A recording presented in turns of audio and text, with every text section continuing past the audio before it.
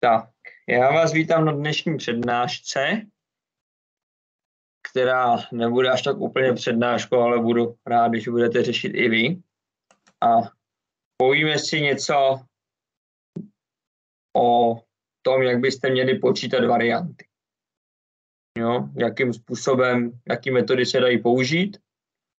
A zkrátka obecně si řekneme něco o propočtu, které je vlastně hodně těžký. Jo? A je to i jedna z nejdůležitějších součástí samozřejmě šachové partie. No? Protože kdo si nedokáže nic počítat v hlavě, tak nemůže být nikdy jako dobrý šachista. No? Takže jak by to mělo vypadat, aspoň tak nějak takový trošku úvod. Vy počítáte nějakou variantu nebo varianty a samozřejmě k čemu by všemu mělo dojít. Určitě byste tam teda neměli dělat chyby, takže by to mělo být propočet nějaký přesnej. Určitě byste měli počítat nějaký podstatné věci. Takže to je třeba rozdíl mezi náma a strojem, že třeba ten stroj vlastně počítá všechno, když to, což my jako lidi nedokážeme, to není v našich silách. Jo, takže my si třeba nějakým způsobem vybíráme. Je typický příklad, když budete mít nějakou pozici s izolovaným pěšcem, tak stroj bude počítat všechny možné tahy, kdežto vy jako člověk byste si měli nejdřív určit nějaký plán, o co tady jde, a díky tomu byste si měli zvolit jenom určitý okruh tahů, který byste mohli zvažovat. No. Jak ten propočet třeba může vypadat? Jakou variantu můžete počítat? Jak může vypadat? Tak pokaždý je to jiný.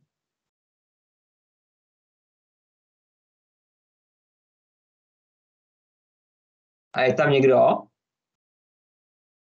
Jo, jsem. Jo, výborně. Tak Adame, řekni nám, jak může vypadat takový propočet, jak se můžou lišit ty propočty. Čem třeba?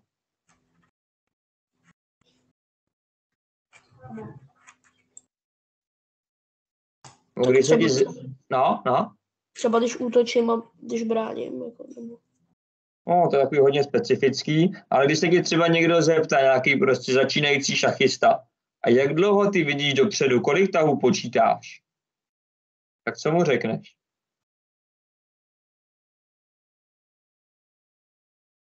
Nebo kolik vy ostatní počítáte tahů, když hrajete partii?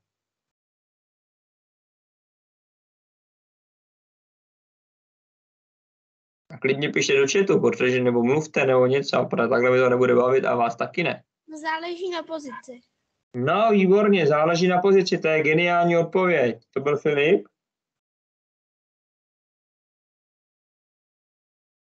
Nebo kdo to byl? My, Jirka a Tonda. Jirka Tonda, výborně, tak to jste vymysleli kluci perfektně.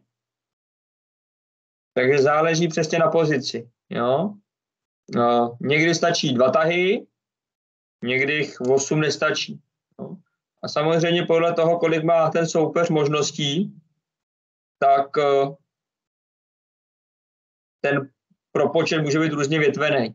Jo. Tak, mám tady postavenou jednu úlohu, už jste ji někdo zvládnul vyřešit? Já asi jo.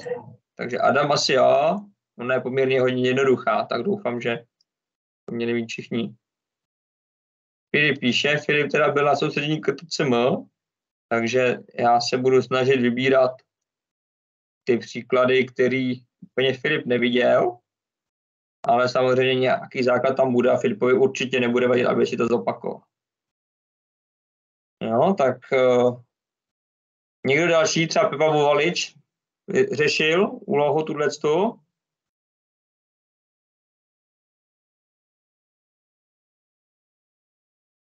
Jo, tak Filipe budeš psát a zkus si, tak Pepa se taky nestydí promluvit nebo napsat. No? Kluci bejvlíci taky. Tak, co kluci, vymysleli jste něco? Tonda s Jirkou? Král E4. Král E4, výborně. Jo, protože takže tady ten bílej má jednoduchý plán, jak to vyhrát. A to tak, že ten pěšec pomašíruje dopředu. No? A černý má jedinou šanci mu v tom zabránit. A jediná šance, jak mu to zabránit, dostat střelce na tuhle úhlopříčku. No? Jinudy bohužel nejde. No? A to kvůli trošku nešťastně postavenému králi na F6. Jo? Přes něj se nedostal. Takže král E4. Jo? Kdybyste šli vlastně rovnou, jo? Tím pěšákem, tak vás takhle ten střelec chytí. Takže správně, když jste král E4. A teďka už jste vytvořili hrozbu pochodu vpřed. Zabránili jste střelci na E3. Jediná obrana pokračuje střelec H4. No a bíjede král F3. A teďka už ten postup před nejde pokrýt. No. A tu diagonálu se nedostanu a král mimo čtverec. No. Takže tohle je příklad propočtu, který je opravdu velice jednoduchý.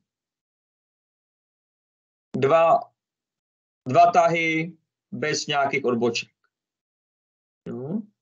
A ukážu ještě jednu nebo ne, dvě úlohy. Na té hloubku propočtu ukážu všechny, co jste viděli. I na tom soustředění KTCM, protože to je hezky se tady vysvětlit. A tady, jo, druhá úloha. A ta je ve své podstatě taky jednoduchá. Ale problém je ten, že už je potřeba trošku delší propočet. No. Tak o co tady jde? Tak máme nějakou pěšcovou koncovku a bílej má krytýho volného pěšce a černý má taky pěknýho pěšce. To je vzdálený volný pěšec. No. Teď je otázka, jestli to ten bílej dokáže vyhrát. No. Tak první takový pozorováníčko je to, že nějakým způsobem toho pěšce H6 nedobydu. Jo? Když půjdu král H5, tak on si ho pokryje, král G7. A když budu vyčkávat třeba král H4, tak černý bude taky vyčkávat král H8. No? A opozice mi je v tomhle případě na nic, protože já taky nemůžu třeba na G5. Takže jediná šance, jak by to ten bílý mohl vyhrát, je ta, že takhle nějakým způsobem bude pomoct těm svým dvěma pěšcům zabrat tohohle pěšce. No ale problém trošku nastává v tom okamžiku, když budu třeba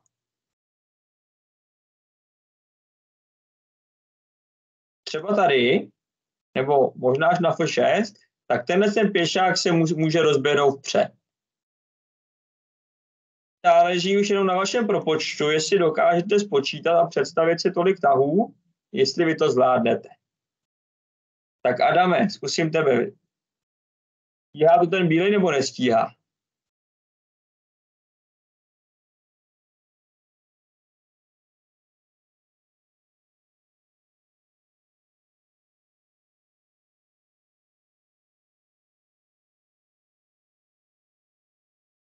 Podle mě to nestíhá. Nestíhá. Kam jsi došel v tom propočtu?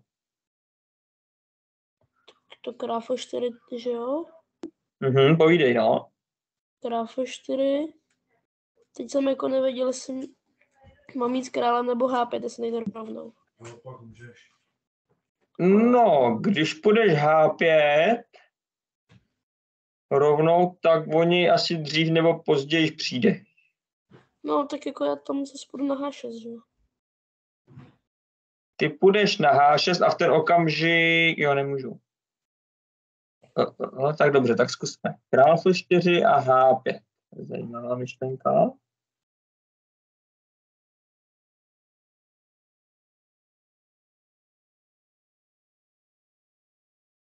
Ale tady ještě, jestli tam není to, že já tě pak vytempuju možná, nejsem si tím jistý. Či kam půjdeš teďka? Teďka nevíš kam jít? Tak musím na G7, ne? Musíš na G7 a v okamžiku, když ty půjdeš na G7, tak já si ještě počkám král H3. Ne.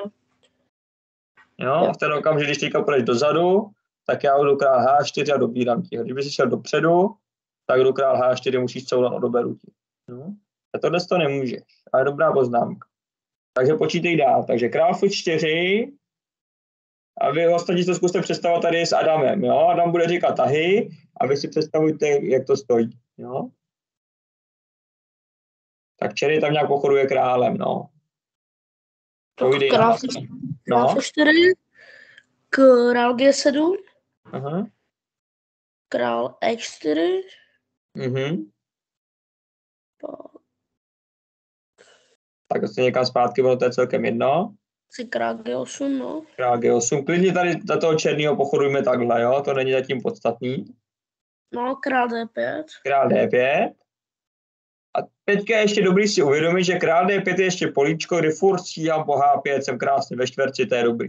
Jo? Já se můžu dostat dokonce i na C6, to je taky dobrý si uvědomit. A v okamžiku, kdy budu na C6, tak on furt nestíhá H5, protože já ho furt takhle krásně stíhám doběhnout. No. Tak král G7. Tak král G7. Teď asi to král C6. Proč mi se rovnou teďka král E6, ten moment? Než král E6, napadneš pěšáka. Tak to už bude H5. No a když bude H5, tak se vrátím na D5 a jsem tam, kde jsem chtěl být. Jo? Toto jsou furt tyhle důležitý políčka. Jo? H5, král D5 a furt ho stíhám. Jo? Jo? Takže já pojedu, jo? Já tu mám nějakou variantu, ale ona ta varianta je vlastně v podstatě jedna. Král F4, král F8, H5 jsme zkoušeli. Jo? Tady černý nemá co, tak čeká, co předvede bílé. Král E4, král E8. No, on se může pohybovat maximálně do E8. No, na D8 už nemůže, protože by můj pěšák frnknul. Král D5, král F8, král D6. Jo, kdybych teďka, to je jediné, co potřebuji vidět, kdybych šel teďka rovnou na E6, tak tenhle ten okamžik to černý pokryje. No? A teď já to nezlepším, tu pozici. Kdyby šel na E7, tak už běží. Takže jediné, co teďka potřebuji vidět, že teďka musím mít král D6. A teď mám velkou výhodu. No, proč? No, protože černý bude král G8. Kdyby šel král G7, tak jdu král E6. A černý můžu si uhnout a dobírám pěšce. Nebo jde to H5 a to já jsem se právě vrátil včas na to D5. Jo? A jsem krásně ve čtverci. No. Takže tak, musím to král D6 a zahrajme teda král G8. A teď se ukáže ta hezká varianta. Král E7 dokonce si můžu dovolit. No, kdyby teďka ten černý pokračoval král G7, tak jdu zase král E6 a jsme tam, kde jsme byli. Králové stojí tu. Kdyby král začal couvat černej, tak doberu pěšce. A kdyby šel pěšák dopředu, tak se dostane na D5 a stíhá. Takže po král E7 černý musí jít H5. A teď už to potřebuji dopočítat. Že já ho teďka už nestíhám, protože jsem mimo čtverec, ale mám tu hezký pěšáky pěkně daleko. A ono mi to přece jenom vyjde úplně na tempo. Král bere F6, H4, co má dělat černý, jinak bych šel krála G5 a dobral ho. G7, zase král H7, je král F7 a stavím dámu, takže H3, král G6, H2, F6, baba ne, ale mat je víc. No, tak krásně to vychází úplně na tempo a je ten propočet důležitý, jo, jestli se nepřepočítá. No. Ale to už byl trošku složitější případ. Proč? No, protože už jsme nepočítali tak krátkou variantu. No. Čili tohle je na hloubku propočtu, jak dlouho pročítáte. První příklad byl 2 tahy, druhý příklad byl 10 tahů, ale poměrně jednoduchá varianta. Moc těch rozvětveních tam nebylo. No a příklad číslo 3, tak ten vám ani jako hádat nebudu, ale nebudu dávat, ale jenom tak na ukázku. No. Bílej měl volný sloupec a vtrhnul na 7. řadu, kde ta věžka je hrozně nebezpečná. Správný pokračování tady je zahrát tak H6. No. Ale zase to teďka jiný druh propočtu, protože po tahu H6 má černý spoustu možností.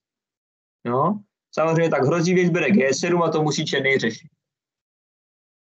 Tak například, kdyby zahrál G bere H6, tak bílej zahraje kuň E5, je konec. No, protože visí figura, ne, když někam uhne, tak seberu na H6 a vyhrávám. No, tady budou nějaký maty a všechno možné. Když černý zahraje třeba věž F7, no, tak vyhrává třeba věž bere F7, král bere F7, střelec bere F5. Když já to koukám, tak možná vyhrává i kuně E5 a ne, to možná ještě nevyhrává. Tak, střelec bere F5 musím najít.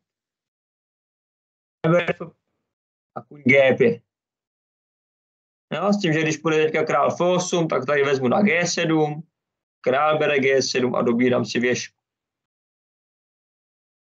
No, když půjde ještě G6, třeba možnost, tak se stane věž G7, král H8, dáma A7 a tady je velký problém.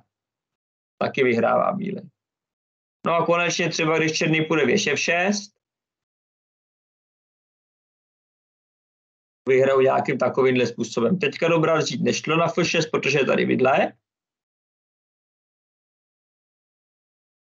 No a tohle to už je taky nějakým způsobem vyhraná pozice, protože se tam do toho černého dostal, získávám kvalitu. No. Takže tohle jsem vzal jako trošku rychlejš, ale vidíte, tentokrát to nebylo tak ani do hloubky, to znamená, že si musíme spočítat 8tahový mát nebo no, ale bylo to do šířky, jo, ten propočet. Vy jste zahrali tah a černý měl několik možností, konkrétně třeba tady 4. Fajn. A asi na tomhle místě, tak bych vám teda představil nějaké ty techniky propočtu. No. Jinak ten trénink jsem si zpracovával na základě tréninku Petra Neumana a ten trénink od něj tak šel od velmistrů Kotova a myslím, že Hansena a dalších velmistrů. No a má to takových právě od toho Hansena, myslím, že jste Hansen, ne Hagar, pardon, ne Hansen, Hagar. Právě od toho Hagarda tak je takovýhle 8 nějakých technik propočtu. No. Tak první z nich se zabývá tahem kandidát. No.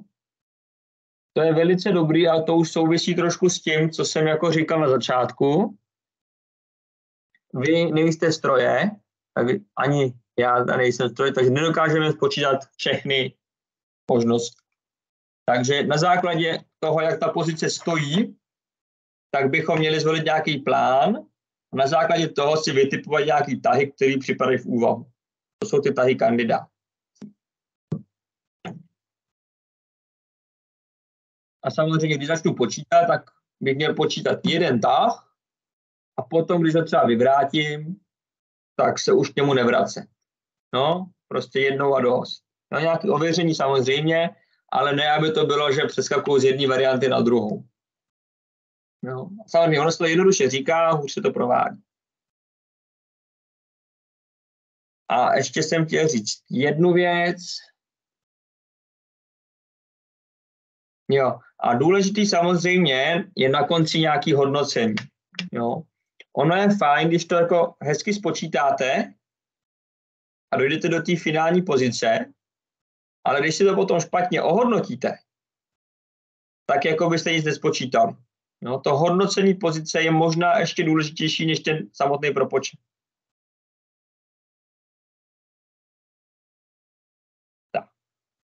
Tak to je ten tah kandidát, to je první technika propočtu. Druhá technika propočtu je mít hodně nastudovaný diagramy a mít nějakou kombinační vizi. Jo? To jsou prostě takový typický slabý král, zavlečení figury, blokáda, ovládnutí pole, zavlečení a tak dál.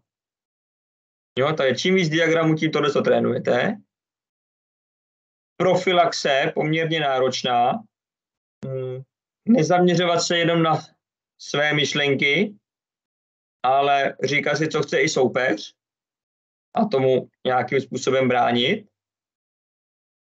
Srovnávání. To souvisí s tím, co jsem říkal ohledně toho hodnocení pozice. Vy dojdete třeba k nějaký pozici a není tam mát, není tam něco, ale musíte tu pozici zhodnotit. Tak dojdete třeba ke 2 pozicím a teď si je musíte vybrat. No? Takže lépe zhodnotit. Takže když bych to řekl jakoby na počítače, tak teď si představit, tak tohle je třeba 0,36, to je 0,15, tak já hraju to 0,36. Jo? To je řečeno podle počítače. Mám větší výhodu. Když to nebudu říkat podle počítače, ale podle sebe, podle svých slov, tak si budu říkat, tak tady bych mohl pokračovat takhle, tady mám jasný plán, tady má soupeř dvojpěšce, to je dobrý. Lepší než tady, kde soupeřovi stojí aktivní figurky a já jsem pasivní, například. Odstraňování. No, taková, to může být to, že třeba vy si vlastně řeknete, že vlastně on soupeř tu figurku nemůže dobrat dámou, protože by dostal přítahovej mat. A teďka tamto dobrání té figurky může být dalších 10 tahů. No. Ale ten přítahový mat tam furt je, tak vy už se tím jakoby nějakým způsobem nemusíte zabývat. Velice náročný, co je, 6. technika propočtu, to jsou mezitahy. Jo? Ty jsou hodně skrytý, protože jakmile to je nějaký šach, braní, tak je to v pohodě. Ale jakmile tam může být nějaký takový popotáhnutí nenápadnou figurkou, tak ono se může hledat co změnit. A trošku to souvisí s tou fantazí, která se blbě trénuje, kterou musíme mít tak trošku třeba vrozenou. A jediný, co k ní můžu tak nějak doporučit, je řešit studie. Uměle vytvořený pozice, které je trošku netypický, a tím si trénujete mozek na tu fantazii. A poslední věc, léčky, tak tím začneme teďka.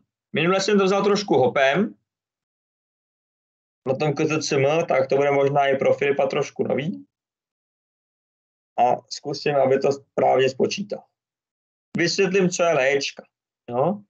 Zatím se tady tak nějak zaměřte na 2 tahy, a to je tah kuň AC5, jo, s myšlenkou kuň AC5, D bere C5, kuň bere C5. Jo. S tím, že kdyby teďka ta dáma uhla, jo, tak já doberu na D3 a získal jsem pěšce. No. Takže bílej by měl teďka možnost sebrat druhou figuru a následně třetí. Přejít do takovéhle pozice 3 figury proti dámě. Jo? A pěšci. To je jedna možnost. A druhá možnost je zahrát tak D bere C4.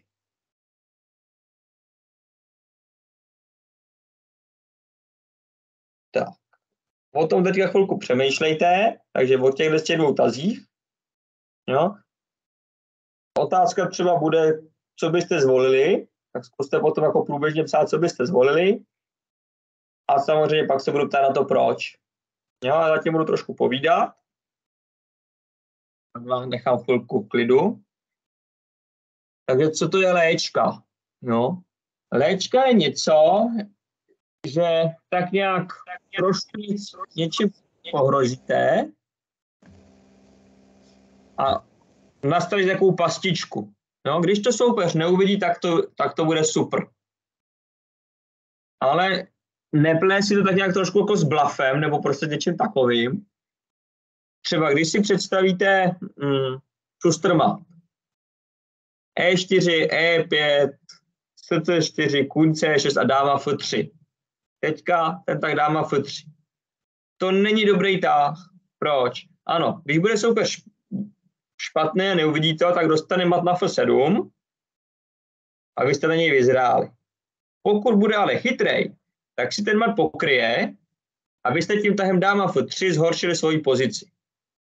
Tak to není dobrý. Jo? Tak ten tah dáma F3 není dobrý. Oproti tomu léčka funguje trošku jinak a ta funguje tak.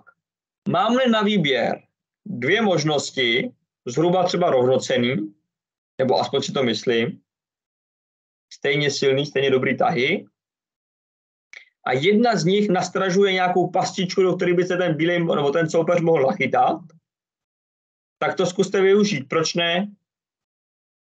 Ale nesmí zhoršit do svojí pozici, jo? To je ta podmínka.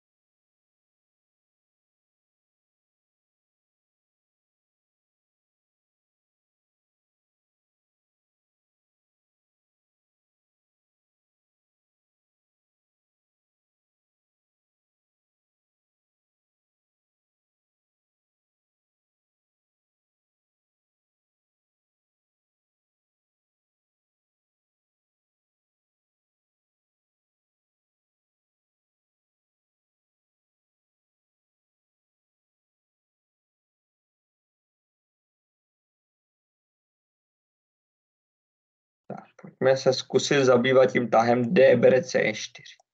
No, teďka musíte se trošku představit, co byste mohli zahrát. Jestli to vzít dámou nebo střelcem za bílý.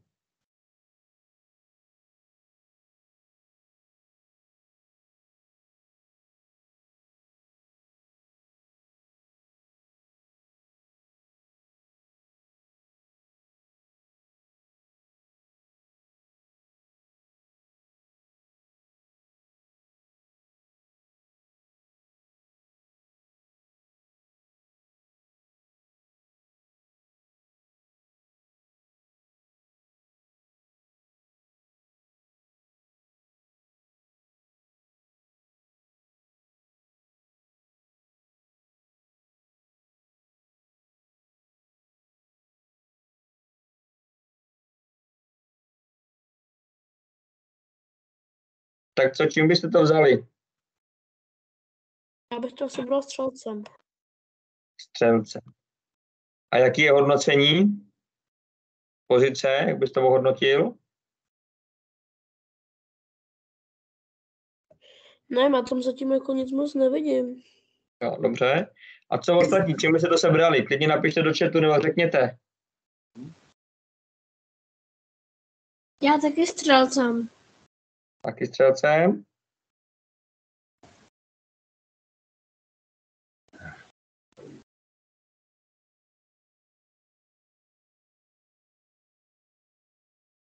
Tak někdo by to vzal dámou?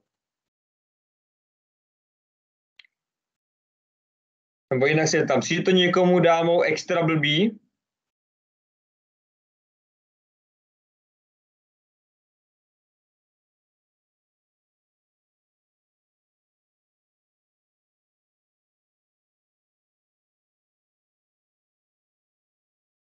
Při nikomu? No, tady je právě ta pastička. Jo. Kuň AC5 vede do nějaké pozice, kde má bílej malou výhodu. A D bere C4 taky. Ale bílej to musí dobrat střelce. A teď dáma bere C4 je hrubá chyba. A černý je najednou vyhraný.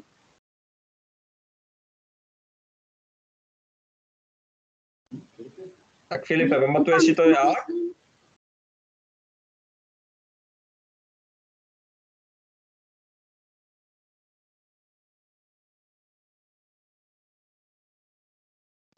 Když pojede sám, tak dáš pindu na B5. No, když bych dal pindu na B5, tak ta dáma se vrátí někam. Možná i můžu jít na C6, protože ti visí na A6. Možná můžu zacouvat. A asi bych vzal na tom C6. Jo, taky ti visí. Ty kurka. Mě napadlo, že se nedá chytit tu dámu, jaký se E6, ale... Se E6 ne, ale nějak to s tou dámou souvisí. Ještě mě zajímá to dáma B5. Jo, dáma B5 je v pohodě, protože dáma B3 a kuň bere C3, já to doberu dámu, neztratím fit. Ale s dámou to souvisí, ale nechytnu dámu, ale jenom získám pěšce. Najednou je tady takovýhle tah, střelec bere H2. Já jsem to možná Filipovi skočil, já něco píše. No, to je jedno, uvidím, možná něco napíše, možná ne. A z ničeho nic motiv uvolnění pole a kůň D6. A jde ta dáma kam jde, tak ztrácí na lece D3. Jo, dobíral zpátky figuru a získal jsem pěšce. Ale prostě nikde tady žádný střelec bere H2 se nevyskytuje, jenom tady najednou po dáma bere C4 se tam tak nějak vyvane. Čiže to je docela dobrá léčka, do které by ten bílý mohl snadno spadnout, jo, že by to prostě vzal dámou. A pokud teda ten černý si vyhodnotí, že ty pozice, které vznikají po D bere C4, střelec bere C4, respektive po tom kůň AC5, s tou obětí dámy za 3 figury, nebo 3 figur za dámu, že jsou ty pozice rovnocenný zhruba, tak by měl vybrat tu, přes kterou vede léčka. Jo, protože do ní může ten soupeř spadnout a já získám snadno bod. No. A s tím střelec bere H2. Prosím a apeluju na všechny. Kdykoliv máte možnost dát šach nebo brát figurku, tak to počítejte v tom svým propočtu. Je to strašně důležitý, jo? Protože mnohdy ten šach rozhodne o bytí a nebytí. Jo? Kolikrát jsem zažil situaci, kdy jste počítali, ale ne, že stavím dámu dřív než soupeř. No to sice třeba byla pravda, ale soupeř stavil se šachem a byl problém. Jo? Tak prostě fakt na tohle to nezapomínat.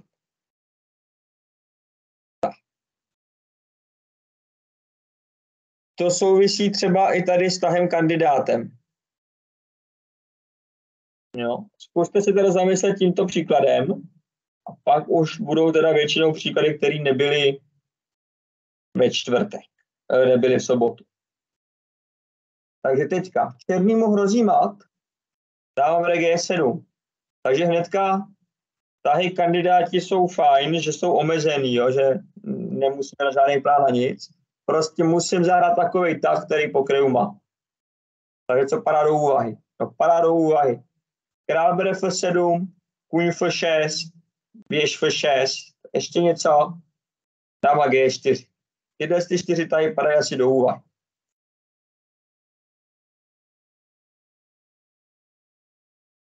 Se nad tím nějak zamyslete. Je to jako pro vás asi velice náročný, to už uznávám, ale pak po těch klucích, co jsou takový, dejme tomu ještě začátečníci, tak prosím, aby mi hlavně řekli, kterou variantu budou počítat jako první. Jo, to je jediné, co po nich budu chtít, a to jediné, co chci, aby si odnesli. Nebo jedno z mála. A Adam možná s Filipem, tak by mohli počítat dál. Filip teda si to tak nějak zkusí ověřit. Jestli se to pamatuje z minula. Tak jo, a nebojte se napsat do chatu, fakt. Tak pište.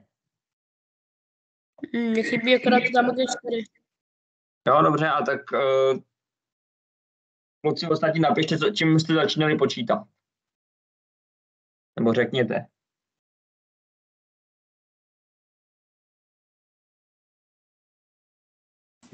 Dáma G4. Dáma G4.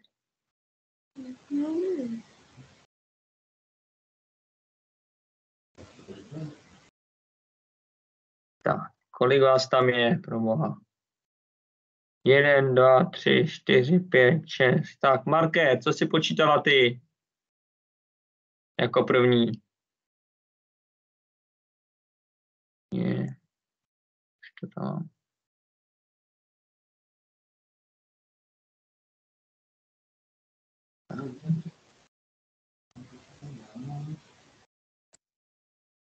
No, dobře, tak se toho asi moc nedozvím. Tak, budu si povídat asi s Adamem.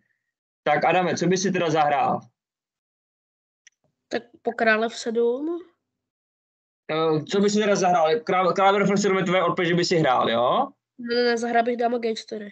Zahrál by si dáma G4. A začíná si počítat krále F7, dobře. Jo. A kde jsi zrozkotal?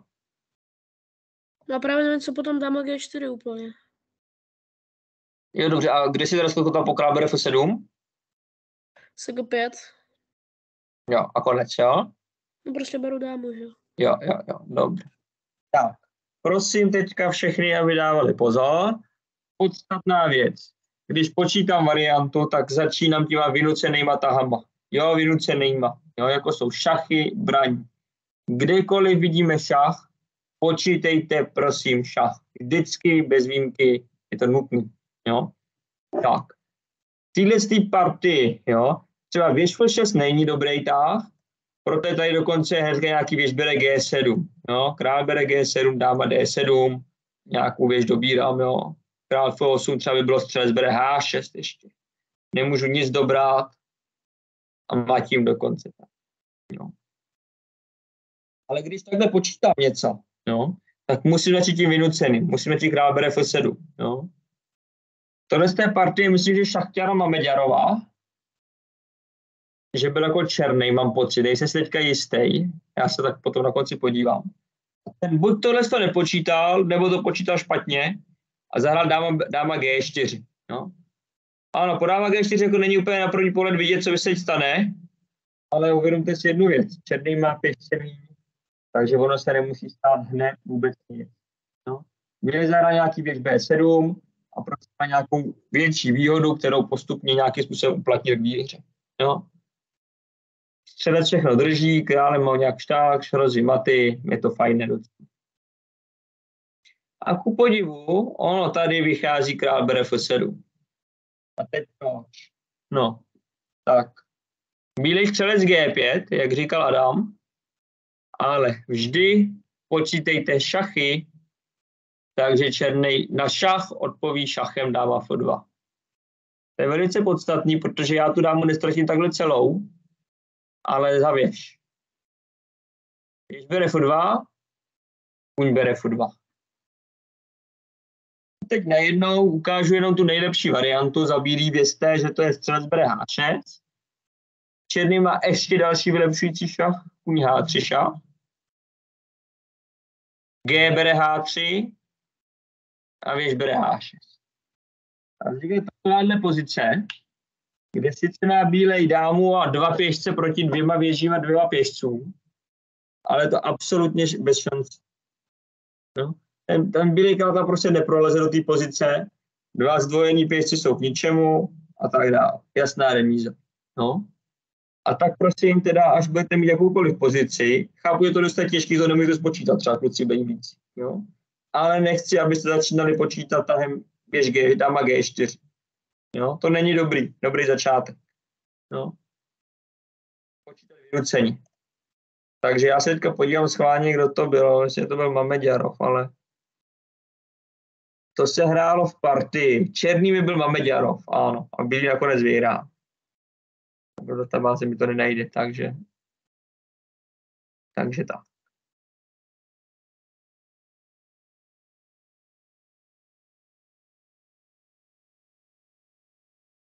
No. Další pozice. Ta už teďka na tréninku v sobotu nebyla, tak vybírám nějakou jinou. Opět na tah kandidát. Takže takováhle je pozice poměrně složitá.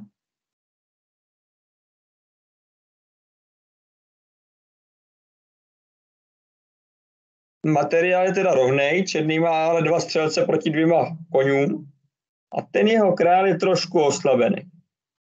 Bílej tu má takhle 2 koníky připravený tam nějakým způsobem skákat a dámu poměrně blízko. A černý zase se tady snaží tímhle střelcem tady krejt důležitý pole. Jo, na té dlouhé diagonále. Tak mi zkuste říct, nebo napsat teďka nějaký tahy, které přicházejí do úvahy za toho bílého. No. Protože samozřejmě visí mu věžka, a zároveň má napadenýho koně, a zároveň tady bílej něco může rozit. Tak zkuste mi napsat tahy kandidáty. No. Když by to byl stroj, tak stroj si vezme teďka všech těch 80 tahů, který má bílej k dispozici a postupně bude projíždět.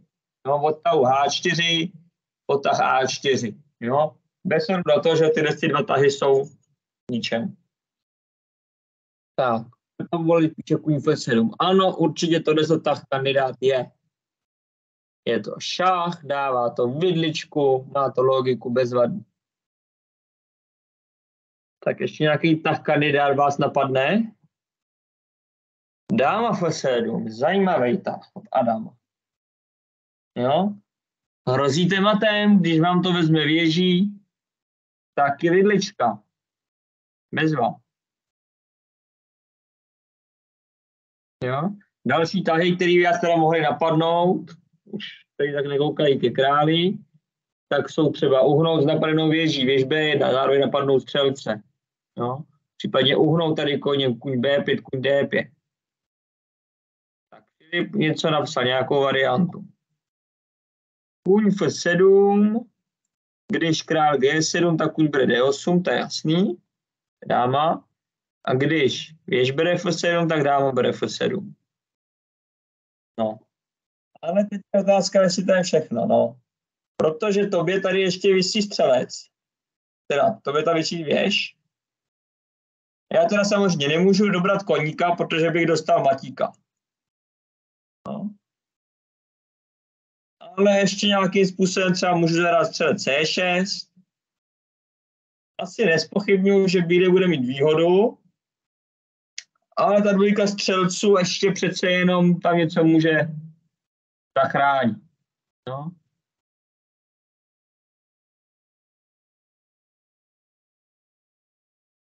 Toto dáma F7. No.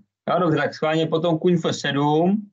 Tak tady, když dojdeme sem, potom C6, tak bílý bude mít nějakou výhodu, kolik? +1? Ani ne.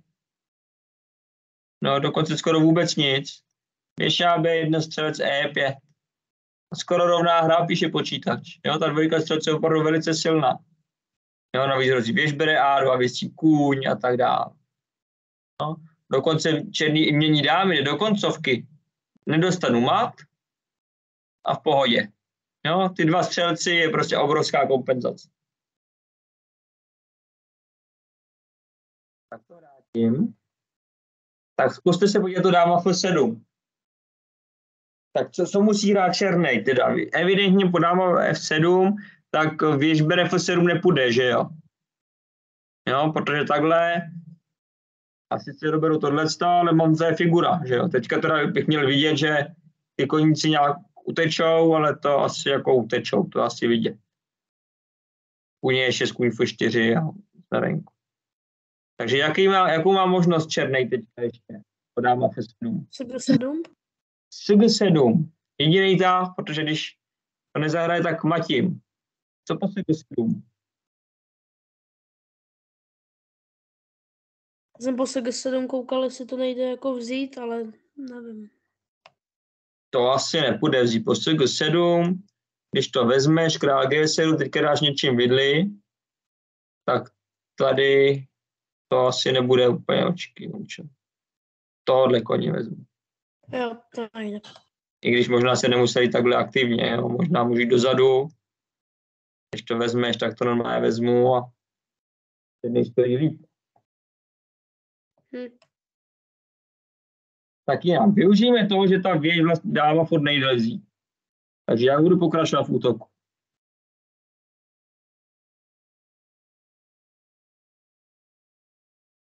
Jezdec E6.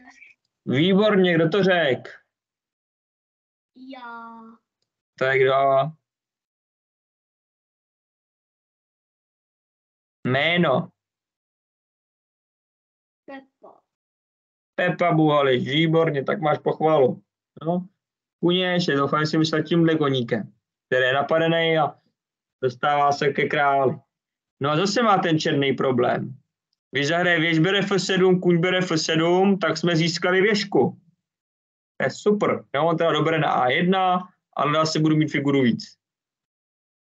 Takže Pepa už výborně využil to, že vidí, že ta věž, ta dáma nelze sebrat. A zase tentokrát mi nehrozí mat na H7, ale na G7.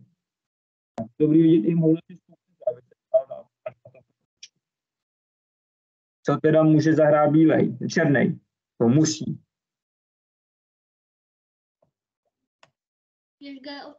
Věž G8. Výborně, kluci. Věž G8.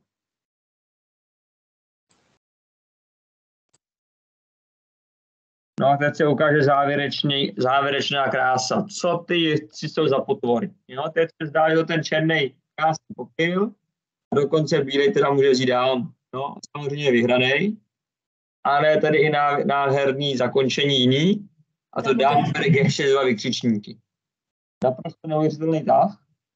Jo, ale podotýkám, kůň bere D8 taky stačil. Hrozí mat na H7, hrozí mat na F7. Oba dva jdou pokryt jenom H bere G6 a kůň F7 šach, král H7 a kůň EG5 mat. A nám je tohle ukaž bráchovi a tátovi, jo? Jo. To se jim bude líbit. Takovýhle hezký koníci. Jo? Tak. Teď vám třeba ukážu takhle, klidně vám to nechám tady s komentářem, jo? Ale takováhle pozice, jo? Opět důležitý okomentovat si to, co tam je a to, co vznikne. Tady je problém, možná udělat červeně, tady s tím H-sloupcem. Takže teďka si položím otázku, nelze tohle nějakým způsobem využít? Že tady ty figurky jsou za sebou. No. To je takový první, co člověka trkne tady, jakože H-sloupec je volnej a to, nejde to nějak využít, nemůžu sem před další figurku, nemůžu tady nějaký braní na G4, F5, dáma D7 a už mi napadají ty tahy a teď je otázka jenom, jak je hezky zkombinuju. No. A tady konkrétně nejlíp vychází braní kůň bere G4, to bílej asi musí dobrat a teďka dáma D7. No. To je trošku tichý tah a taky je potřeba trošku vidět, taková poenta. A5 a G6, takže dáma se vrací. Dáma E5. Tohle je pozice číslo 1. A druhá možnost je teďka zahrát kůň E1. Bílej vezmu na B5, věž na E1 nedělá nic, tak se vrací na volný způsob. Au, tam se to nějak dvakrát, tak to není moc cyklý. A pověž H1, dáma E5. Tak teď nevím, co se děje. Tak my se slyšíme furt, jo? Jo. Jo. To je 57, a to je co? Tak se tam nahrávalo asi dvakrát, dobře. Tak možná nás opustit ten, kdo začal volat, tak nevadí. Takže ještě jednou to možná malinko zopakuju pro formu, aby to Dan třeba mohl ustříhnout. Takže opatní rošády, napadení dvě figury. Jo? Bílý útočí na krále především. Jo? Občas tady hrozí asi vzít na H5 a jít G6. Takže jsou dvě varianty. Buď černý vezme na B5, bílej vezme na F3 a bílá dáma se vrací na E5, pozice číslo 1, a nebo trošku náročnější, ale vlastně s podobnou pozicí kůň E1, bílej musí vzít, dáma bere B5, věžka na E1 nedělá nic, tak se vrací, kde je platná, věž H1 a dáma E5. Pozice číslo 2. No, a takzvaná metoda srovnávání. Ono, nemusíte jako celkem nic počítat, a jenom porovnat ty pozice. Jedný je dáma na E3, to je tento případ, ve druhý je dáma na F3. Kde stojí ta dáma líp? Na F3. Na F3. Tady útočí a tak dále. Čili z toho z logiky věci chci, aby ta dáma stála na E3. Tedy si vyberu tu variantu, která mi to zaručuje. A to je zahrát kůň E1. No, metoda srovnávání. Tak. No tak. Srovnávání číslo 2, tak Filip bude vědět, tak, ale to taky vezmeme velice rychle. Bílej teďka váhá, jestli jít na G1, Věží z D1 nebo z H1. Tak, zkuste se chvilku zamyslet sami. A Adam bude říkat jako poslední a do té doby chci nějaký ostatní názory, názory od ostatních. Tak jeden názor. Asi tou Dčkovou. Druhý názor, respektive stejný názor.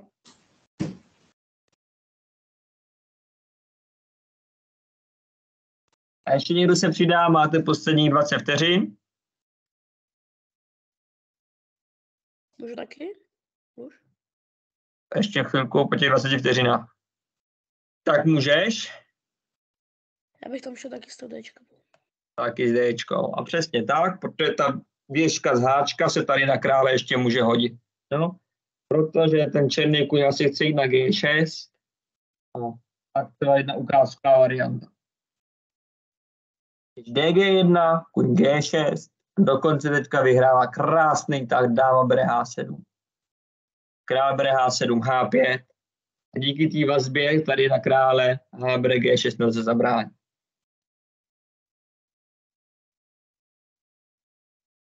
Abyste to trošku uvědomili.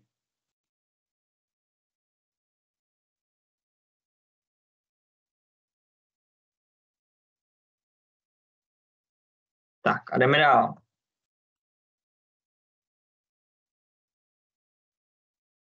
Odstraňování přeskočím. Mezitahy. Tak. Zkuste se nad touhletou pozicí zamyslet. Jo? Takže bílý zase útočí na krále. A takový typický motiv, že černý tady chtěl vykoupnout toho koně. Dělal si okýnko a chtěl vykoupnout koně. No ale ten mu překázal plány, protože nezacouval, a naopak zadal H4.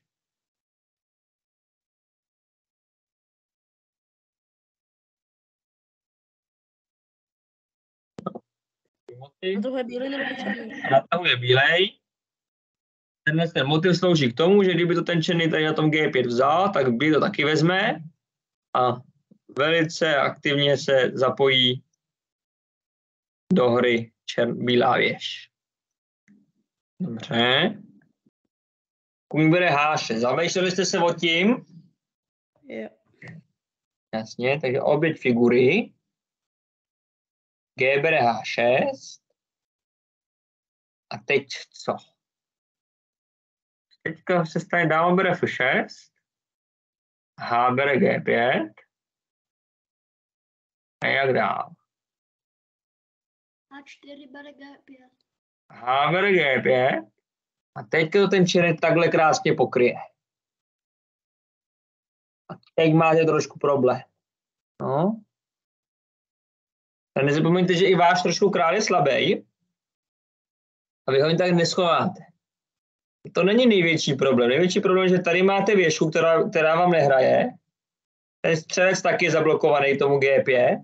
Tady je krásný blokádový kůň, který kryje veškerý maty a vy jste s útokem tak nějak trošku skončili a navíc hrozí na dám a tak. No. Tak to bude chtít někde vylepšit.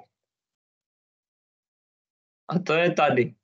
A najednou z ničeho nic, teďka tady přijde mezitah. Vy koukáte všichni úplně na krále, je mi to jasný, jak ho tam zmatíte.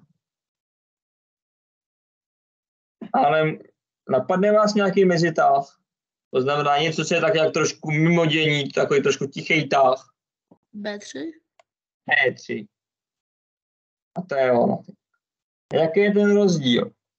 No, teďka, když to vezmu H bere G5, tak já to teďka doberu H bere G5. No a teďka vysílám dvě figury. A teď je problém, co s tím. Protože já na tom F6 to budu chtít dobrat pěšáčkem.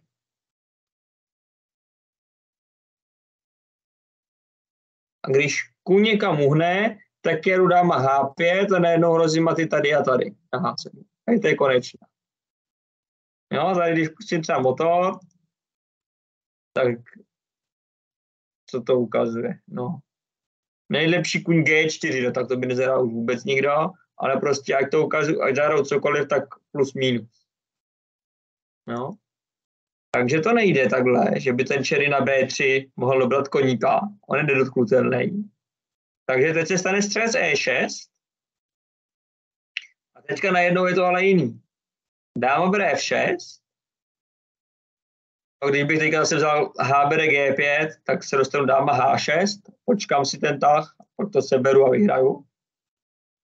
Případně tam dovedu střelce, vyhraju. Ale co pokud G6? Teď se ukáže, že tady nejenom mám toho koně.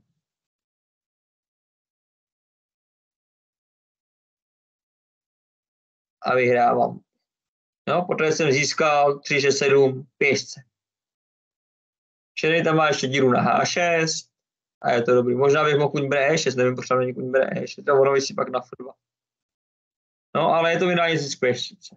Jo, zkrátka mat tam není, černý to jako dokáže udržet, ale prostě bílej získal pěšce, to je taky jako fajn. Jo.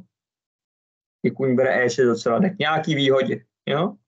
To je tady velice silný tah to B3.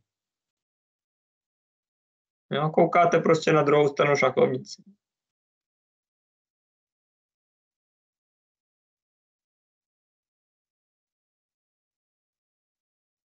Taky pěkný příklad. Nechám ho už jenom zase pro Adama, aby si vyfotil.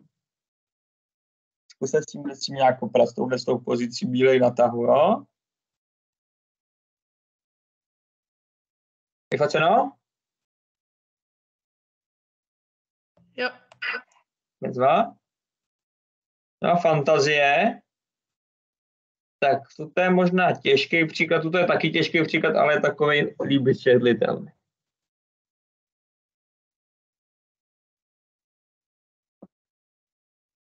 Ten druhý, jo? Doplně.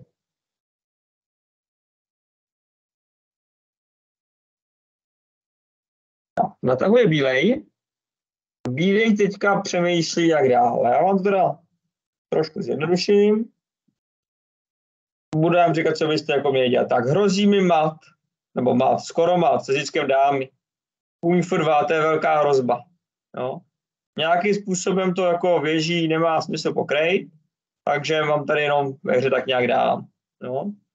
Jinak samozřejmě, ještě co říct té pozici, no tak ten bílej asi těma těžkýma figurama toho krále vytáhl na H5, ale ani ten jeho král není zhodna bezpečí. Tady ty těžké figury ho docela křižujou. A dáma stojí na A2 poměrně šikovně, že tady ještě kryje docela svýho pěšce. Tady se diagonál obecně je důležitá. No a bílý přemýšlí, jestli zahrá dáma H3 nebo dáma bere E4. Jo? Tak ukážu vám ty motivy po dáma H3. Někdo už to možná si třeba kousíček spočítal. Takže dáma H3, co by se mohlo stát? No, pokud by teďka ten černej zahrál věž H4,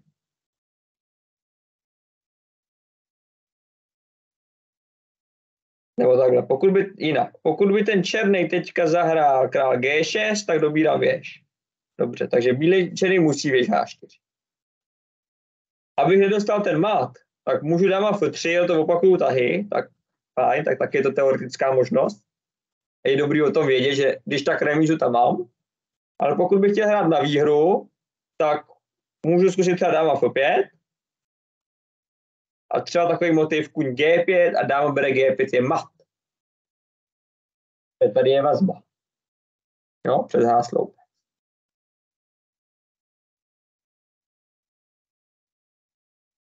Nebo můžu věž bere H6, G bere H6 a kdyby se stalo teďka dáma F5, tak ale černý představí kuň G5.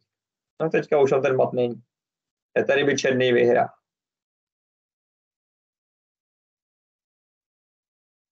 Takže potom věž H4, dáma F5, tak černý ještě teďka může třeba zahrát G5. A černý vyhrává, protože na F7 už dobrat nemůže. No. Takže nějaký motivy se teďka viděli. Ale tak bílej zahraje dáma bere E4. No, získal figuru, to je docela podstatná věc. Černý má ale nepříjemný tak připraven. To je dáma F2. No a teďka tady hrozí mát, je to těžké. Kdybych teda s figurou víc zahrál střelec G2 například, tak se černý zachrání, věž bere G2, dáma bere G2 a věčným šachem. No, typický motiv, že když je dáma takhle u krále, tak je to prostě vždycky věčný šach. No. Kdyby ten král třeba byl trošku jinde, a nebyly tady tyhle si dva pěšci, tak i tak je to věčný šach. No, takovejhle trojúhelník tu vždycky budou dělat jakkoliv na přeskáčku a bílej z toho nevycouvá.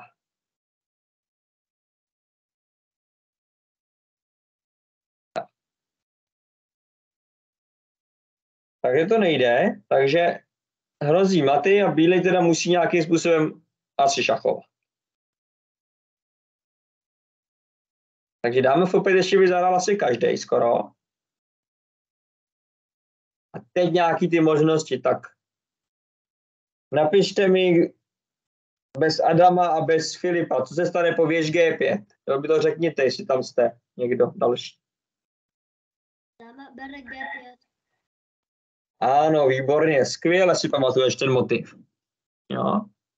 Tak dáma bere G5 je mat, perfektní práce. Takže po dáma F5 já nemůžu věží představit. A nemůžu představit ani pěšce. Proč? No, protože teďka já využiju toho, že jsme tu dámu trošku zavlekli na F2. A stalo by se dáma bere F7, král H4 a věž bere H6 mat. Jo. Takže jediná možnost potom dáma F5 je, že černý musí jít král H4. Tak, Adame, co bys teďka zahrál? Dáma F6. Dáma F6. To je ta fantazie a samozřejmě by to bylo třeba vidět ze předu. Nebo ze začátku té pozice. Dáma F6. Teď se ukazuje ta pointa, že nejde G bere F6, protože věž bere F6 mat. No dobře, ale tak neházejme fintu do žita. Černý teda nemůže ani věž G5, protože dáma bere G5. Opět stejný motiv. Ale černý se vrátí. No a remízu přece nechceme. Takže jak to ten bílej teďka dovede vyhrát? Filip už něco píše. A má pravdu. Dáma bere F7. No, teďka jsou tady takový malinko vedlejší varianty, ale taky je důležitý je probrat. A Filipe, jaká je ta myšlenka potom? Dobře, tak zkus. Začneme tahem věž G6. Dáma F5, ano. Když bych představil věž, tak to zase vezmu, zase mat. A když bych šel král H4. Jo. Já už taky. Dáma H3. Dáma H3, výborně.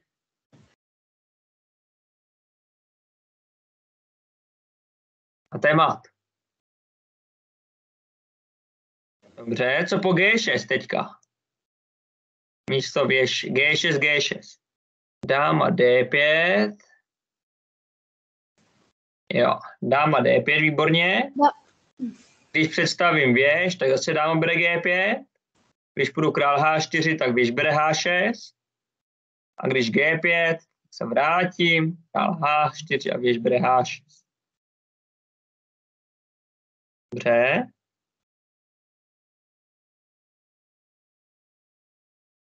A teda ještě poslední věc. Dáma bere F7, černý jde král H4. Jak to vyhraju teď? Dáma F6. No se vracíš, není tam něco lepšího.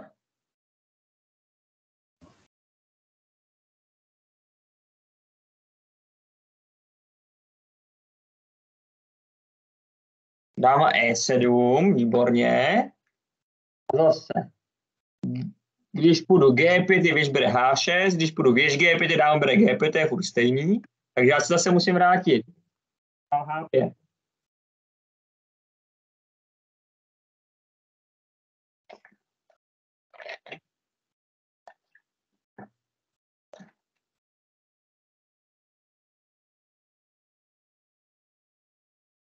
A závěrečný tah.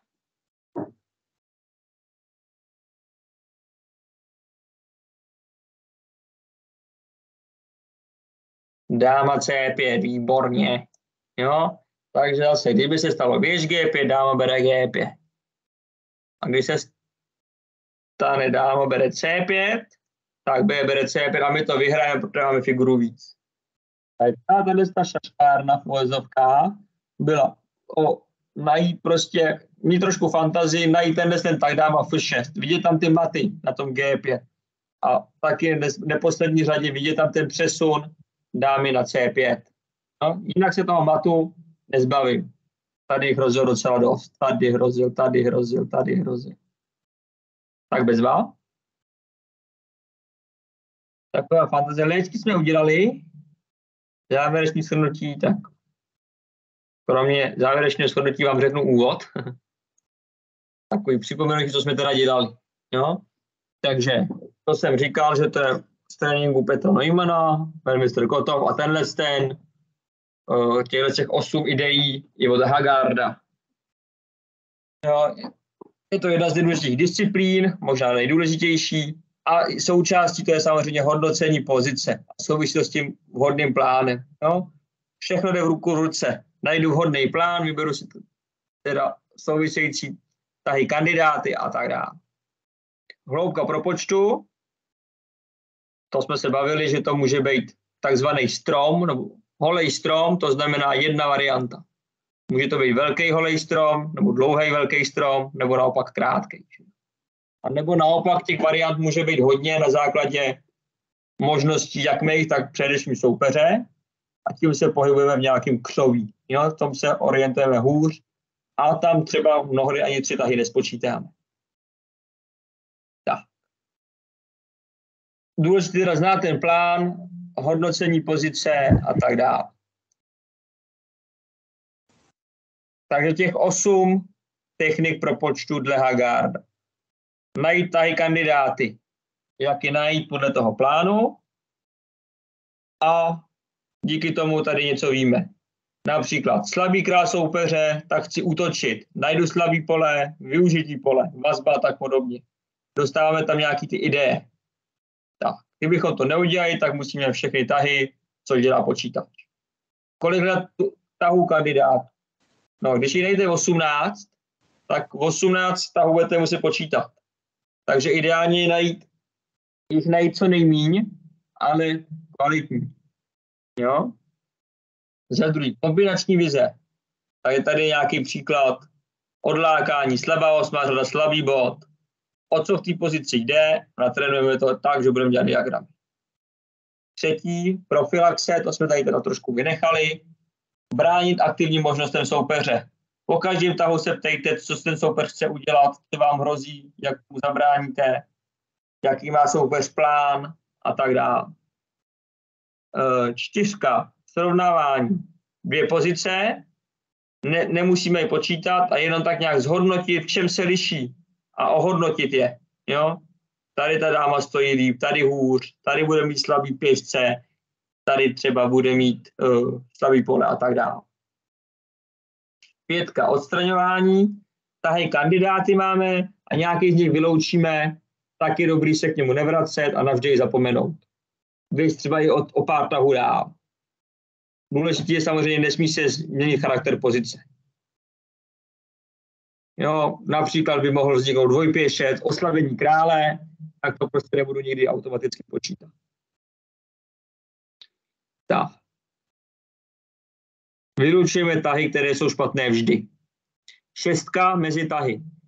To znamená nějaký takový skrytý tah trošku, ten propočet je potom těžší. Jo? Propočet je poměrně jednoduchý, pokud máte pozici typu šach, braní, šach, má, to je dobrý. Ale pokud máte nějaký propočet, kde se objevují tichý tahy na druhé straně šachovnice, nebo tahy přes celou šachovnici, takhle je vždycky těžký. Jo? Tak. Mezi tahy jasně, ne forzíry, jasně. To jsem ještě možná nezmínil. Máme-li nějakou kombinaci, tak zkontrolujeme naše pořadí tahů. Jo? Zda soupeř nemůže vložit nějaký mezišach nebo nějaký jiný mezitah. Jo? A jakmile máte v propočtu šach nebo braní, vždycky to počítejte. Nikdy to nesmíte vynechat. Tak, fantazie. Na rozdíl od toho, když si představujete nějakou pozici od nějakého propočtu, obrazové fixace, tak se úplně natrénovat nedá. No, dost je to vrozený, ale jediný, co to trošku může pomoct, je přehrávání partí, analýza partí a především studie. Jo? V pozorkách tím se to dá naučit. No. A 8 léčky, populární u začátečníků, ale pozor, nesmí to vést k zhoršení pozice, když tu léčku soupeř prohlídne. Jo?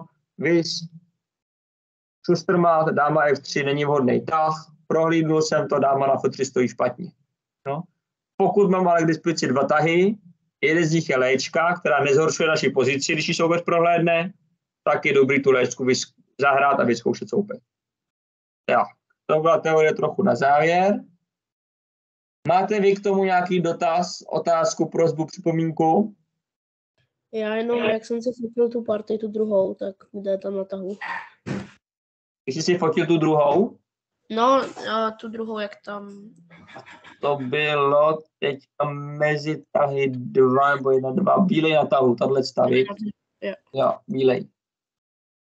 Tak jo, tak za mě všechno. Já se sama loučím. Mějte se krásně a nevím, jestli to bude za týden, protože je mistrovství, tak držím vám palce, hezky trénujte, hrajte a mějte se fajn.